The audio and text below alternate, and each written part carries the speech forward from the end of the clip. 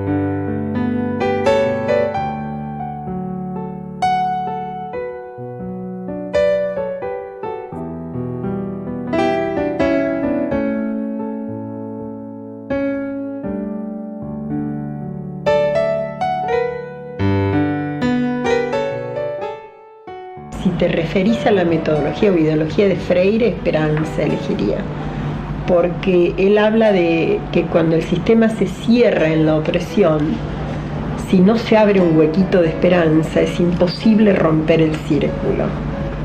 En aquel momento de la experiencia, algunos pensábamos que bueno, ya estábamos en el camino de la apertura, otros pensábamos que nos habían dado vacaciones.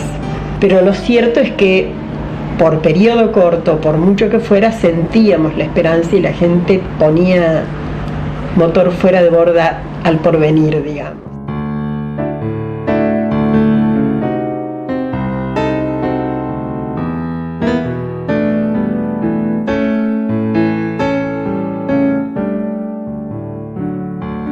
Y esta es una documental precisamente sobre la otra historia. Una historia que comenzó acá en Centenario en 1973. Una historia que no es de perdedores, que es una historia que dejó sus frutos en esta gente de la tierra, que de sacrificios y de trabajo y de frutos precisamente sabe bastante, ¿no?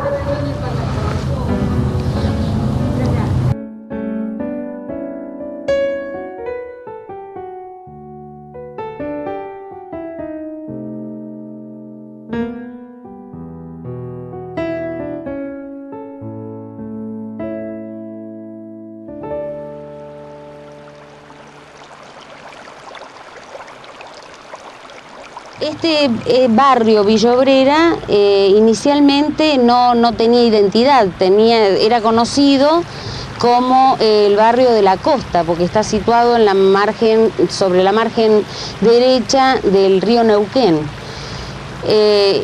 Y creo que uno de los primeros logros de la gente en búsqueda de su identidad fue ponerle un nombre y reconociéndose a sí mismo como gente trabajadora. Por eso es que le dieron el nombre de Villa Obrera. Y esa fue la idea de trabajar, porque yo le digo, este barrio acá está marginado, no tenemos calle, no tenemos luz, no tenemos agua, vivimos en la pobreza y nosotros somos todas personas de trabajo. Y fuimos metiéndonos a poder que los compañeros sean los verdaderos protagonistas de la necesidad que cruzaban ellos. Entonces hicimos una comisioncita vecinal. En la comisión vecinal pusimos luz, agua y títulos precarios. Y decíamos, pero será cierto, podrá ser, decían ellos, y la gente ignorante, cuando querían creer que venía el agua por una canilla y uno iba y sacaba su agua que necesitaba. Yo recuerdo cuando era chica se inundaba totalmente y el barrio era evacuado en su totalidad. La pelea contra el río simboliza de algún modo la pelea en la vida. puedo reconocer en la gente de Villa Obrera esta cosa de pelea constante, ¿no?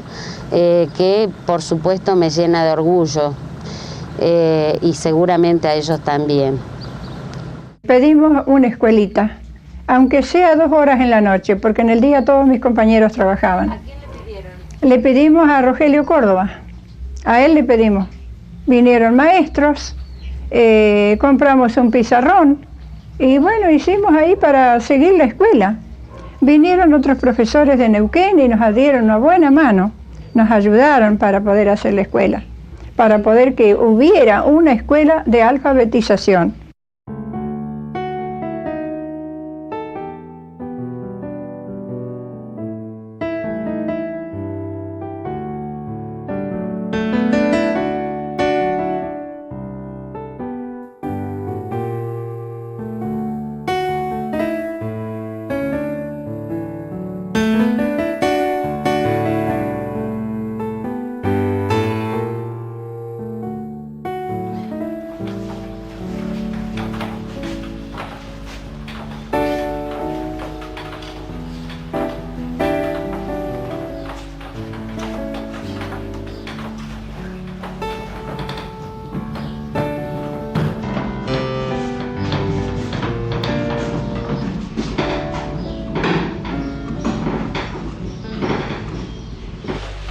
Y bueno, para mí fue bueno, porque yo, le digo la verdad, no sabía nada. Y aprendí mucho. Y ahora, hoy día me defiendo con eso. Esa es la palabra mía. Y yo me defiendo, gracias a Dios, con esa, la maestra que vino a dar clases acá. Si no, yo ya no sabía nada. Pero yo nunca fui a la escuela. Ahora trabajo en el parque de fruta. Soy clasificadora y bueno, ya estoy por jubilarme. Siempre hacía pan cuando íbamos a la escuela, aparecía con mi pan yo ahí. Siempre. Yo nací en Chile, nací el 26 de febrero del 1940. Ya soy vieja.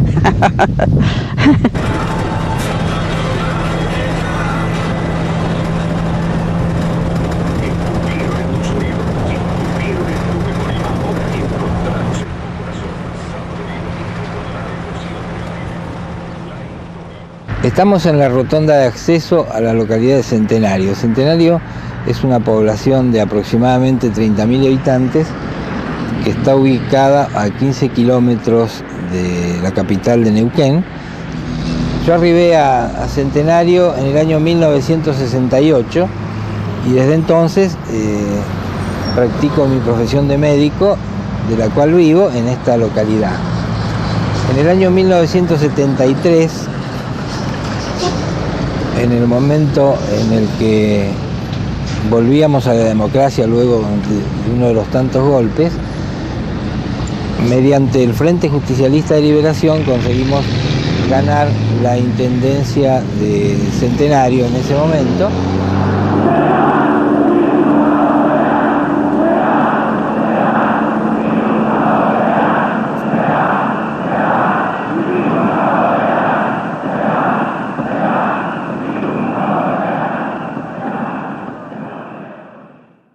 Inmediatamente tomado el poder, digamos, o tomado el gobierno el 25 de mayo, empezamos a trabajar en los frentes que a nosotros nos gustaban. Uno era el tema de la educación y el otro era la promoción social.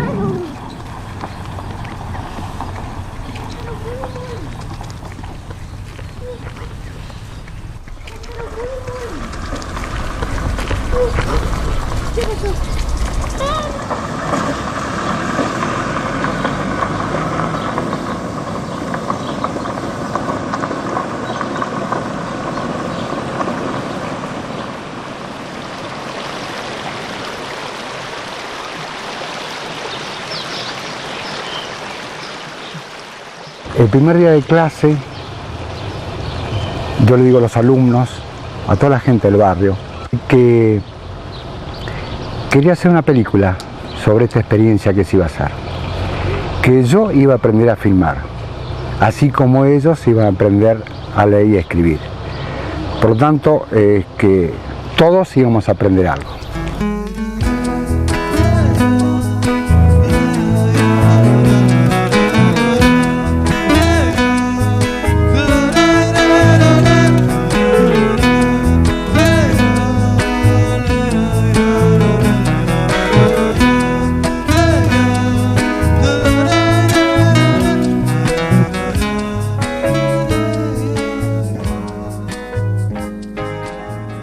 Lo de la cámara fue muy especial. En ese momento Jorge Perolarán fue a Neuquén a dar unas películas documentales y lo conocí, me lo presentaron, hablamos un rato de cine, fuimos a tomar un café y le cuento de que se iba a realizar una experiencia de alfabetización en un pueblito cercano acá a la capital de Neuquén, ¿no? Y que a mí me interesaría filmarlo.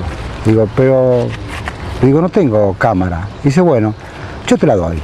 Entonces la sacó la cámara, me acuerdo como si fuese hoy, y pasaron 30 años, de abajo de la mesa donde estábamos tomando café y me la dejó arriba de la mesa.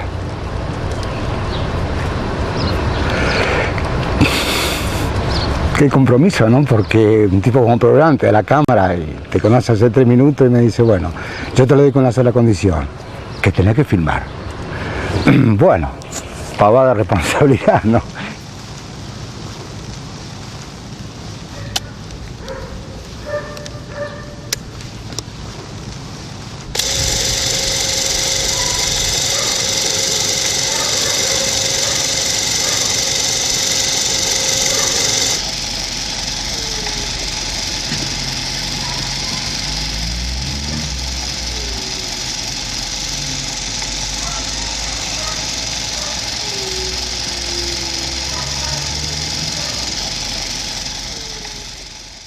La experiencia Villa Obrera fue una experiencia que antecedió a la CREAR.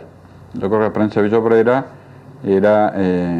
es un ejemplo de lo que hoy planteamos de los estados de movilización de nuestro pueblo, que generaba sus propios procesos educativos. Lo que queríamos nosotros es la voluntad, porque usted puede hacer muchas cosas, pero si la voluntad del pueblo a usted no lo acompaña, el dirigente no hace nada. Eso se lo digo yo por experiencia. Soy Rosa Montesino, nací en La Pampa, en la provincia de La Pampa, Santa Rosa. De allá nosotros los vinimos muy chiquitos, mis padres, nos vinimos muy chiquitos acá. Y acá antes no se mandaban los hijos a la escuela. El hijo crecía y tenía que trabajar. Yo no vestí guardapolvo. Yo me instruí ahí en esa escuela. Sabía muy poquito por ahí, deletreaba casi más. Yo me acuerdo que el primer día salieron leyendo Leo Solo. No voy a poder reconstruir qué palabra usamos, pero el cierre fue Leo Solo. Escribieron y leyeron. Cuando se escucharon leer Leo Solo fue un momento de mucho peso en el grupo, ¿no? Mi nombre es Clementina, creo que hasta el 3er grado fui a la escuela, a la 109. Y después, bueno, fui acá al barrio, en una casa particular, ahí nos daban clases. Como sabíamos que la sociedad lo que propone es inmediatamente son escalones de acceso, hacíamos hacer formularios, cuentas, sí escribían cartas, mensajes más bien, mensajes cortos, breves. Un día en la escuela se escribió la primera carta al familiar lejano. Lo de la carta, bueno, que me hicieron redactar, nos hicieron redactar una carta. Yo recuerdo que le escribí a mi abuelo que vivía en San Martín y que, según la maestra, que estaba muy bien redactada, es lo que recuerdo. Otro día, un telegrama. Este trabajador, llamado Esparza, le mandó a su hermano un telegrama que decía: "Te felicito por ser delegado".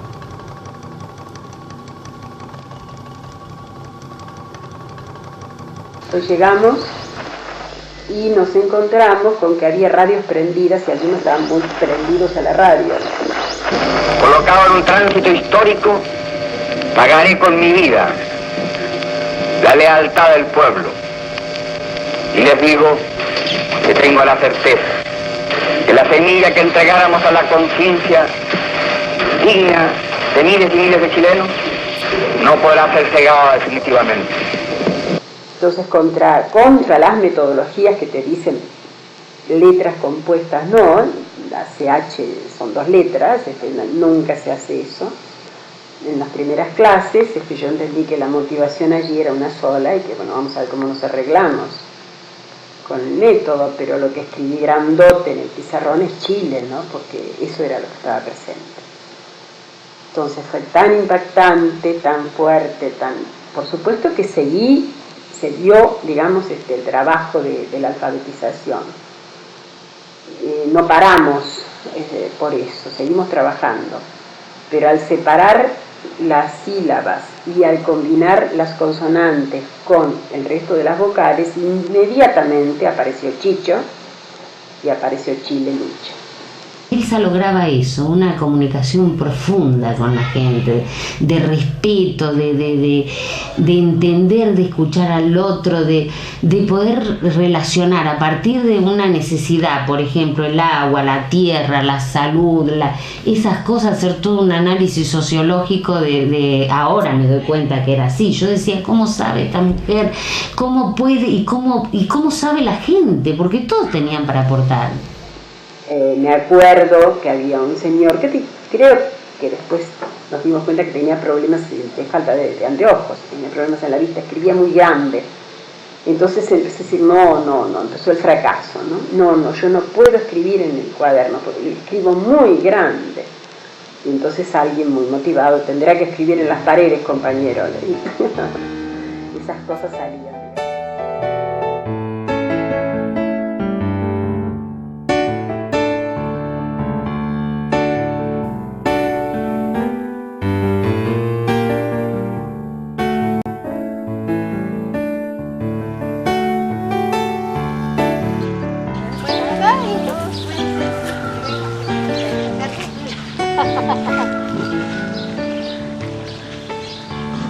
Esta es mi quinta.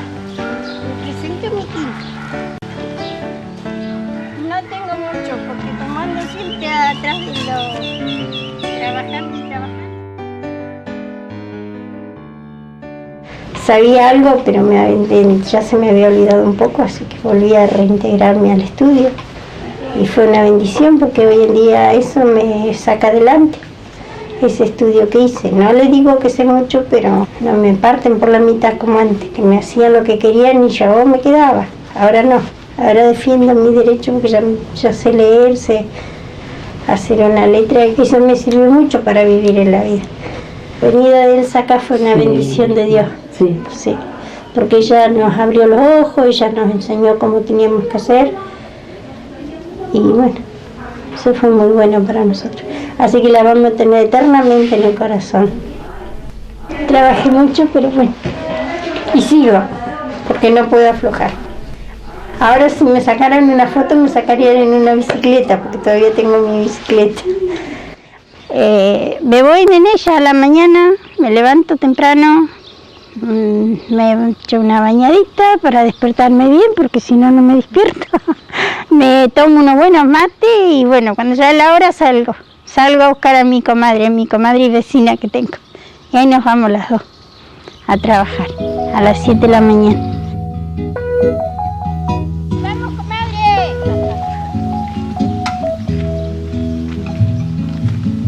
¡Hace la hora!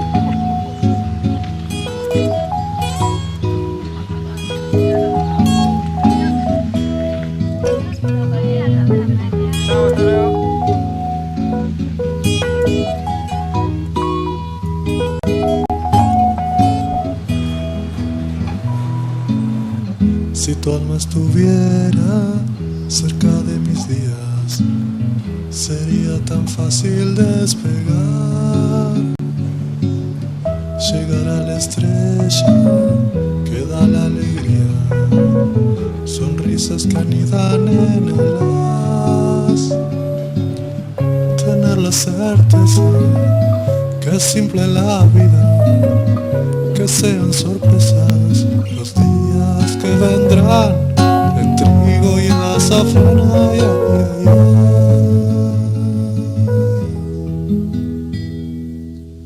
Si tu alma estuviera cerca de mi cielo, sería tan suave de sembrar semillas de nubes, raíces que rían, de espinas que sangren libertad.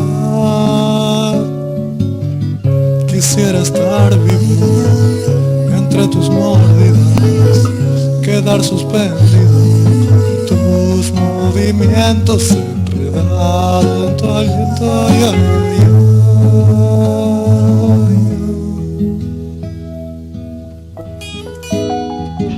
Vuelvo a la gente que existía al centro era gente que sus preocupaciones eran muy concretas.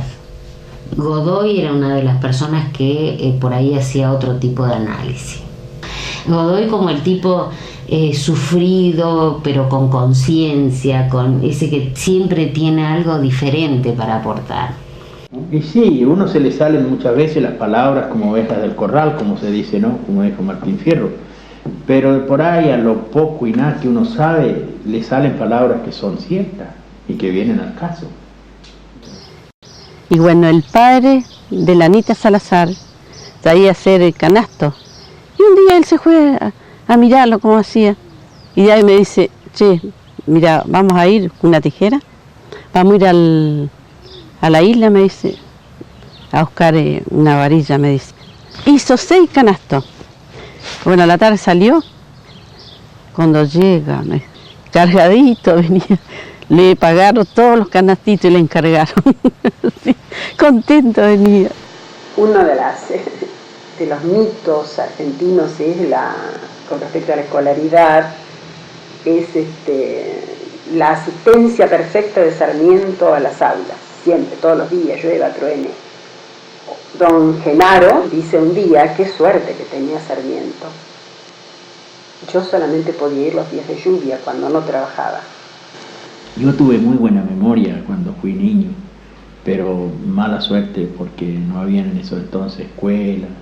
No le puedo echar la culpa a mis viejos, porque ellos no tuvieron culpa, porque ellos buscaban su vida como cualquiera en el campo en ese tiempo. Las escuelas eran escasos, los lugares donde había una escuela. Había que ir a pie a la escuela y había que trabajar.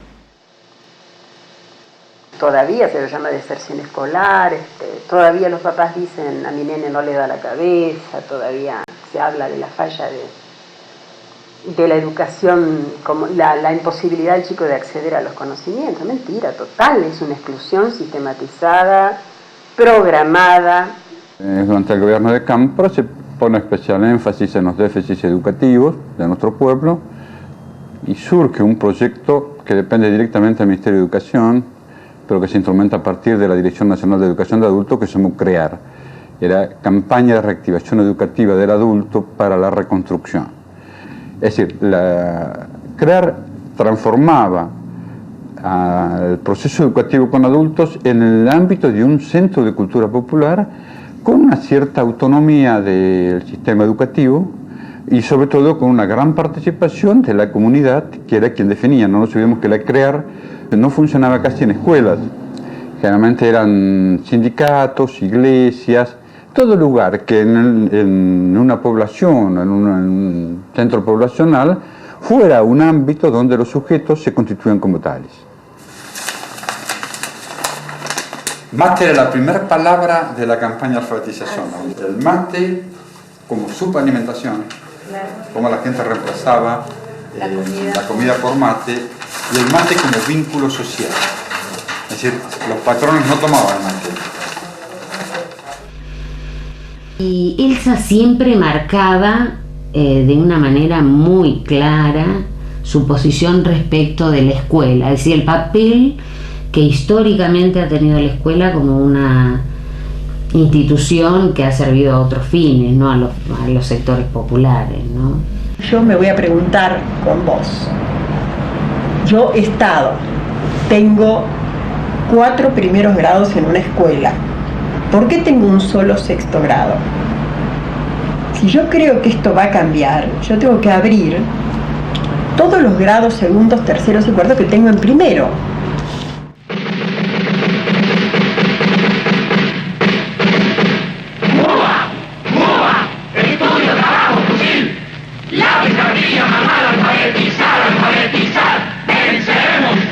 La educación es una herramienta ideológica, la más importante del Estado, casi la única, te diría. Lo podés usar bien o usar mal. Cuba, en el triunfo de la revolución, dedica un año a la educación. Todo se subordina a un año de alfabetización.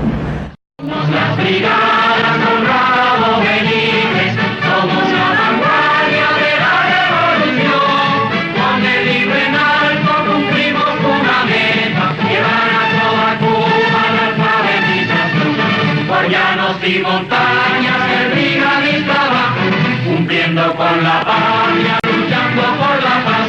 Abajo imperialismo, arriba libertad, llevamos con las letras la luz de la verdad. Entonces, a ver si queda claro, porque yo no soy una detractora de la escuela, soy una detractora de esta escuela. Si queremos educación antes que más escuela, cambiemos la escuela. Primero hemos descubierto a Freire a partir de la CREA, y Freire en ese momento a nosotros nos parecía que expresaba lo que nosotros queríamos decir y no sabíamos. Não importa que esté este contexto echado a perder. Uma das tarefas do educador é rehacer isto. Nesse sentido é que o educador é também um artista. Ele rehace o mundo. Ele redibuja o mundo, repinta o mundo, recanta o mundo, redanza o mundo. Éramos gente muy joven, en aquel momento tenía 24 años, para asumir la responsabilidad de toda una provincia, y bastante irreverente, por cierto, no nos paraba nada, porque nos pensábamos que estábamos construyendo. Estamos en un proceso revolucionario y esto había que cambiarlo, no había tiempo de titubeos.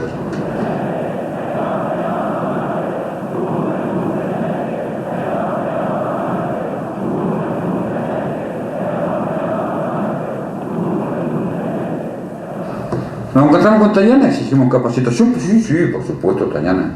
Bueno, queremos que venga Paulo Freire a capacitarnos, es soberbio. Freire está en Brasil, con 1000 problemas en Brasil.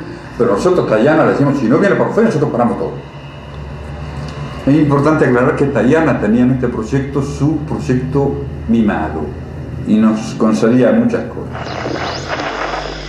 Porque por primera vez en nuestra historia, en la universidad, los problemas de la cultura se van a enfocar partiendo de nuestra tradición popular y de una perspectiva de gobierno del pueblo y de liberación del pueblo. Al poco tiempo recibimos una comunicación de viajar urgente, nos vamos todos a Buenos Aires, aparece Tayana con un séquito de gente. Dice, bueno, ustedes querían capacitación, sí, por supuesto, seguimos exigiéndola. ¿Ustedes querían que viniera el profesor Paulo Freire? Sí, por supuesto. Bueno, el profesor Paulo Freire. ¿Qué hacer? Nos quedamos. Freire, me acuerdo que hace preguntas, nadie abre la boca.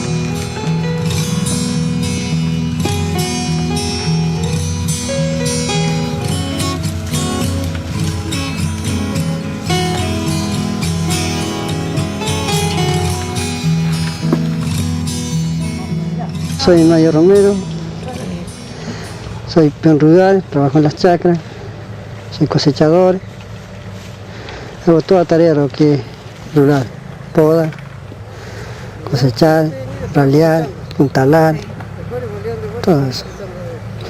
Es muy bravo el trabajo de chacra, se sufre mucho. Los fríos, las mañanas, las mojadas, todo. Los remedios que te hacen mal. Que si yo he tenido estudio, no sé qué ya sigo. Hay mucha gente que tiene estudio y no lo saben aprovechar. ¿Cuánta gente así hay?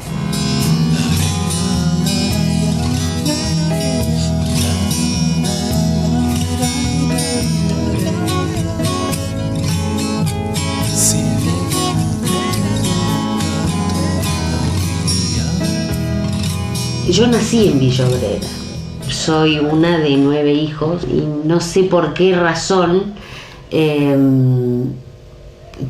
siempre tuve ganas de estudiar, digamos, con esta esperanza de que la educación modifica algunas cosas. Porque yo a medida que fui acercándome, fui participando de esta experiencia, yo iba y registraba, por ahí me decía Elsa, hacete cargo de esto, yo me acercaba a la gente, le ayudaba a resolver estas cosas, pero fundamentalmente escuchaba y miraba lo que pasaba ahí adentro. Yo elegí Ciencias de la Educación a partir de esto. En el 74, que fue el año que ingresé en Ciencias de la Educación. Yo vi ayer eso, dictado justo. Me quiero morir si mis alumnos ven se mueren.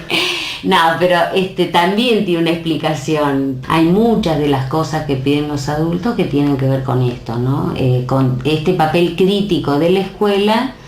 No es compartido porque la escuela es una institución reivindicada sobre todo por los adultos a pesar de haber sido excluidos de la escuela, excluidos, digamos, echados de la escuela.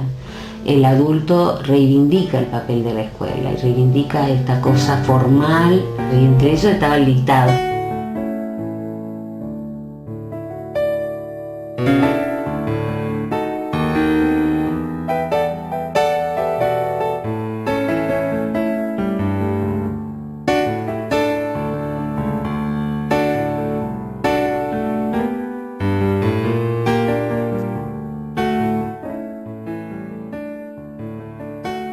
Que vinieron acá a sacar una foto. Yo me parece que estaba ordenando el vaca cuando me sacaron.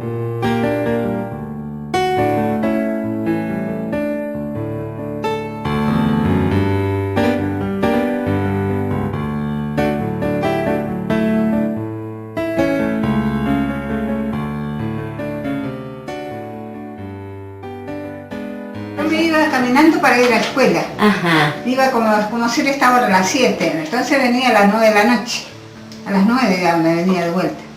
Pero así aprendí a leer, porque me gustaba leer, me encantaba leer. Yo quería aprender a leer. Pero cuando yo era chica, fui un año.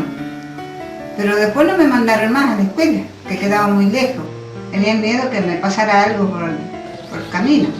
Entonces mi padre no me quiso mandar.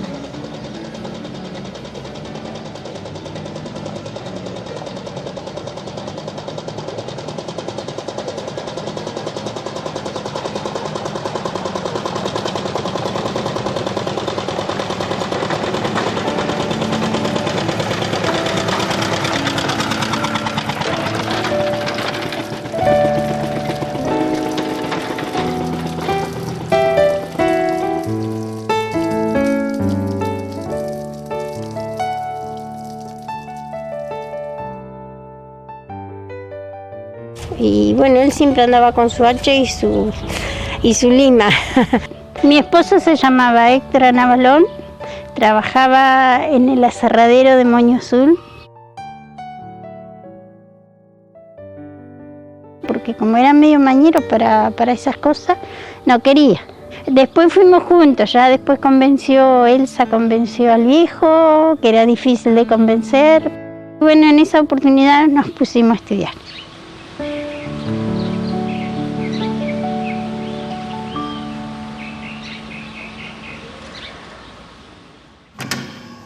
Y para todos la vida se metía en la escuela, y de las charlas, de las bromas y de la necesidad de cada uno, iba saliendo lo que queríamos aprender.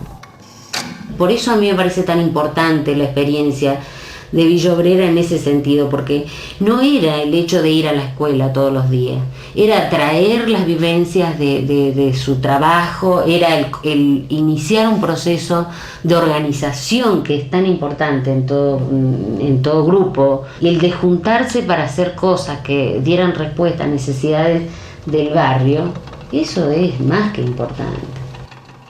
Junto con aprender a leer y a escribir, discutíamos los problemas de la municipalidad, del barrio. Aprendíamos a pensar juntos.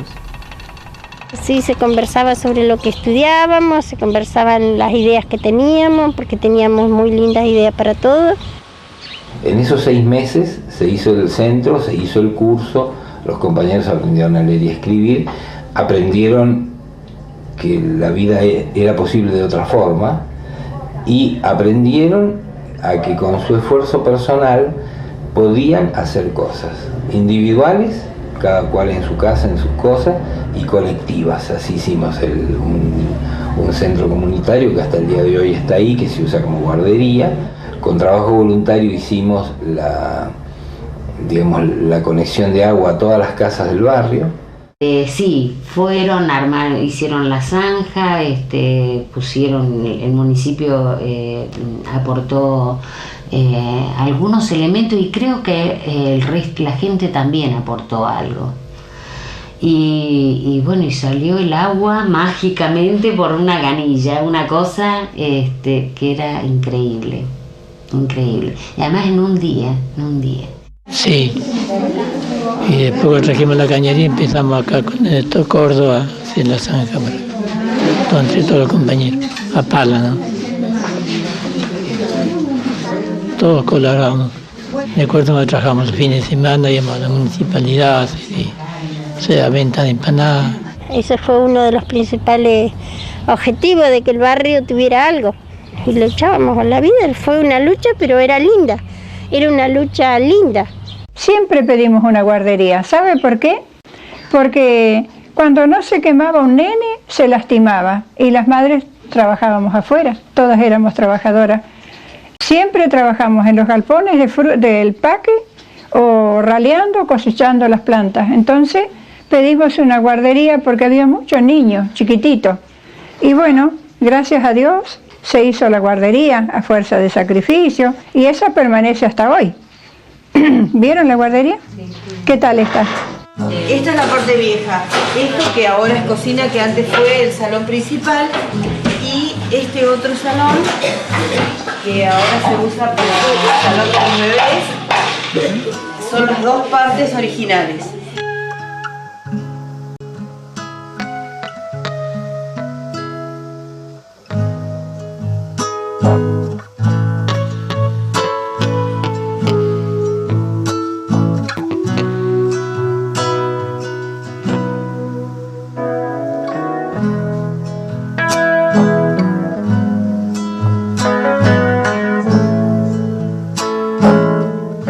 Sí, yo iba mandando a revelar a Buenos Aires, eran 16 milímetros en blanco y negro, con negativo. Y allá tenía un amigo, Miguel Pérez, que me la iba armando despacito, la película, a medida que iba avanzando la clase y me iba enterando de la actividad de cada uno. Traté de documentarla, ¿no? Que trabajaba en los andamios, como Godoy, su etapa de mimbrero, trabajando la tierra, divino amasando el pan, la gente con los tractores.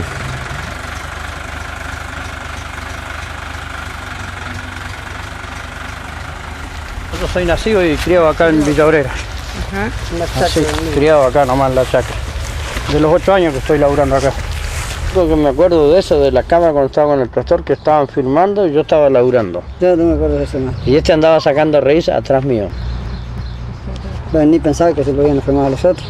Claro, nada. Después lo dimos cuenta, le digo a Mario, le digo, parece que lo están filmando.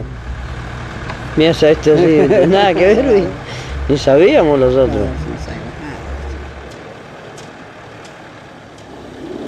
Creo que lo más interesante, especialmente cuando se habla de Centenario, fue el trabajo que hace Raúl Rodríguez, de tener la valentía, en ese momento, meterse con una cámara, que no es esta, y tratar de moverse dentro de un aula hasta llegar a un punto que pasa a ser parte del escenario y los alumnos no le prestan atención. Para ser alguien que no sabe educación, que no conoce pedagogía, no tiene obligación de conocerla, creo que fue un aporte muy sustantivo porque dejó un testimonio que de otra manera hubiese quedado en la memoria, en el relato y... Si no tuviéramos la película y yo se lo contara, les parecería mentira. Es decir, o más difícil de creer, o más difícil de demostrar o de hacer algo con eso, pero la película nos demuestra que es real, que lo hicimos.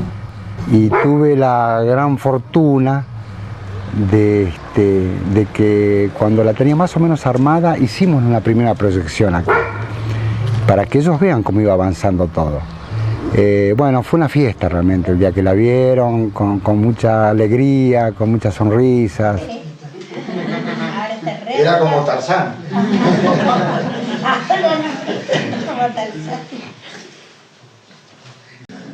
Pero para nada. Me dieron ganas de llorar, qué sé yo, descontenta. Porque iba a ver todo lo que, por ejemplo, lo que uno pierde. Por ejemplo, mi marido, que no lo vi más y ahora lo veo en la filmación. Es una cosa linda para mí.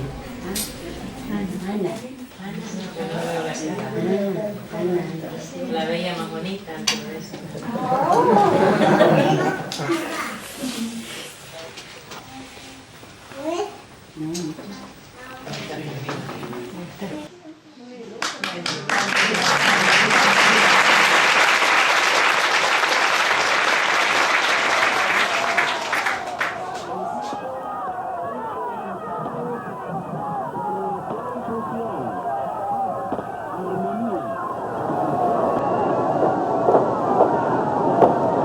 Salieron 7 trenes de acá, de Neuquén, a Ezeiza. Y al poco rato que llegamos, daban vuelta los aviones de la llegada del general Perón.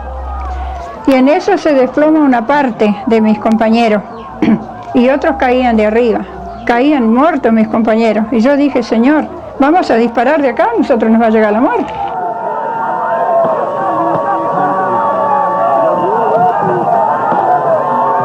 Y así fue la ida a Ezeiza. Y bueno, esa es la lucha interna que hasta hoy dura en mi corazón. Pero no tengo rencor con nadie, sino que tengo una angustia por mis compañeros que cayeron.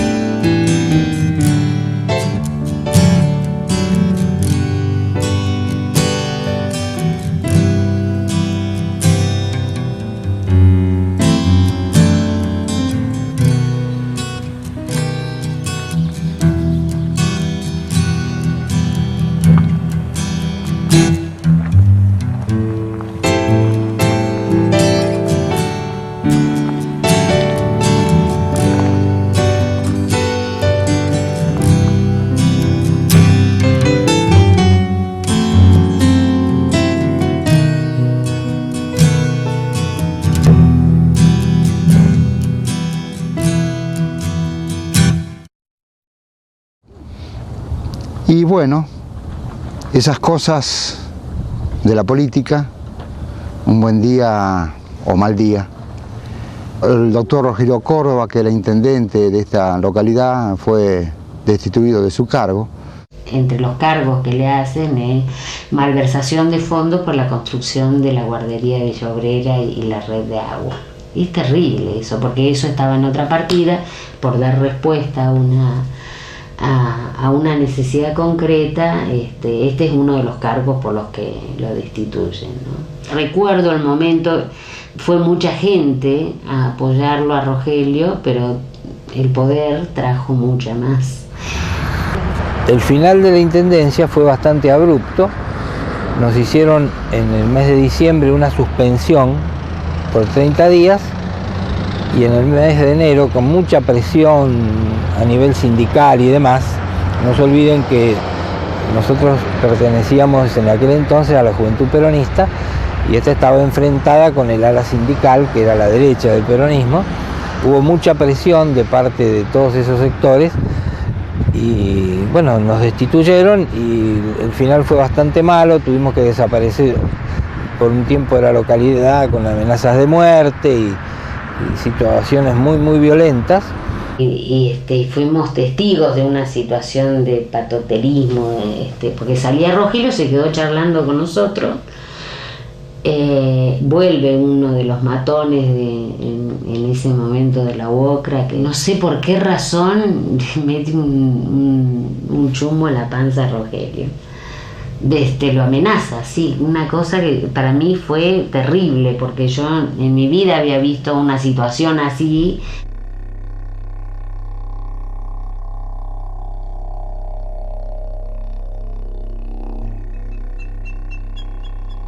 Obviamente la película no se podía seguir, no se podía filmar.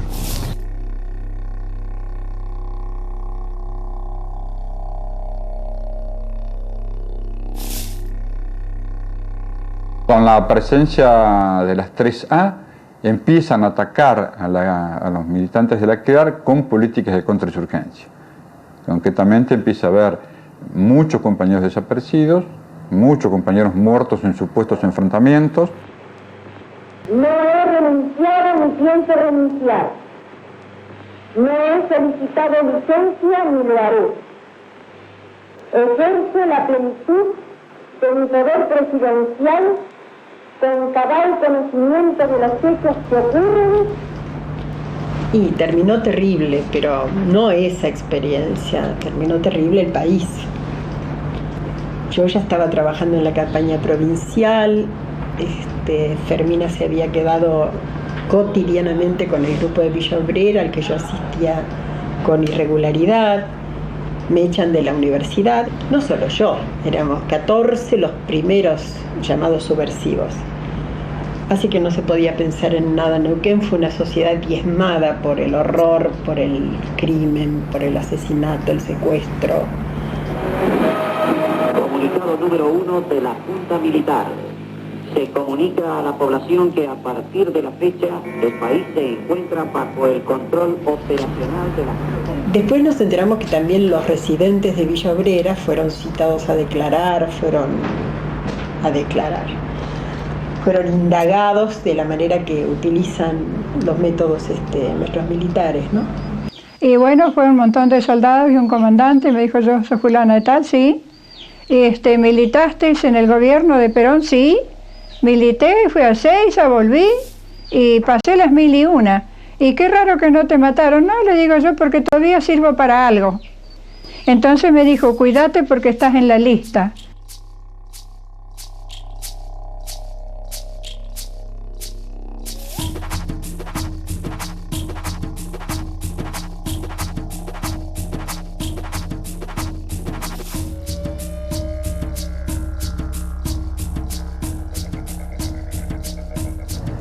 En El Eternauta, Oesterheld dice que no existen los héroes individuales.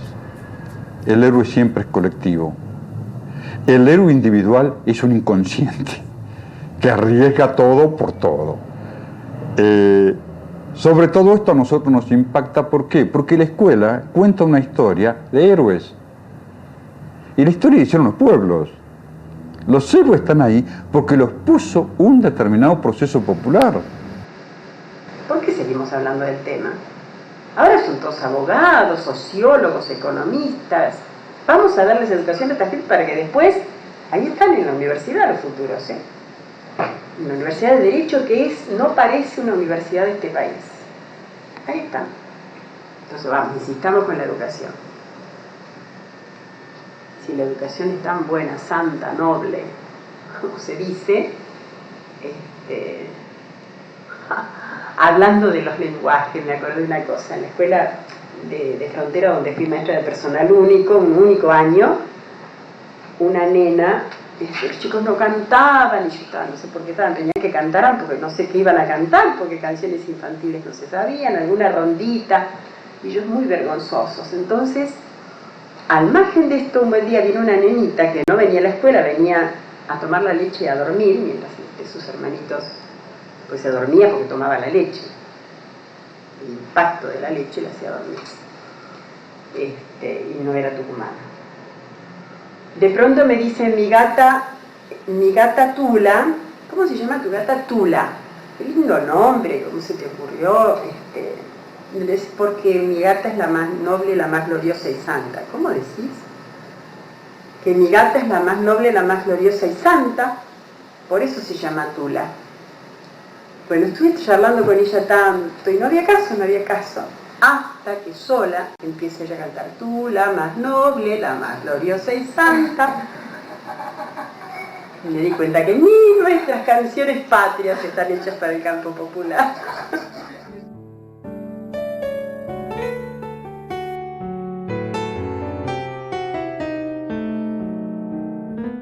Les dije que esta película estaba destinada para futuros centros de alfabetización, para que pudieran verlos en otros lugares como un avance de que era posible aprender a leer y escribir. Que esa es la razón fundamental de esta filmación, que era posible hacerlo.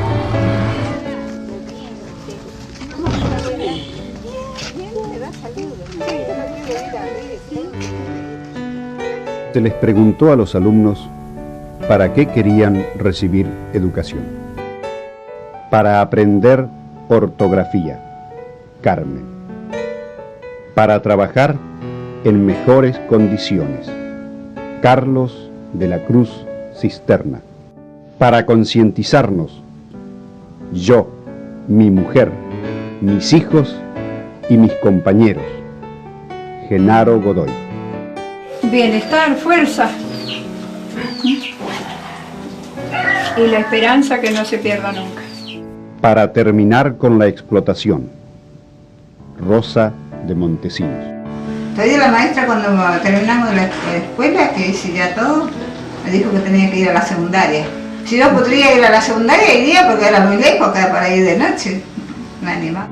Para saber defendernos, Manuela de Duns. Me llamo Tirina y soy la mujer de Godoy. Los dos nacimos en Chile. Me gusta la escuela, como amasar el pan. Para que nadie nos engañe más, Divina Godoy.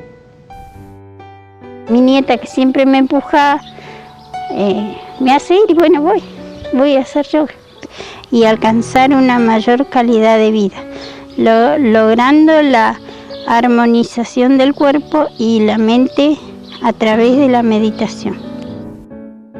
Para que no nos jodan más, Ana Balón.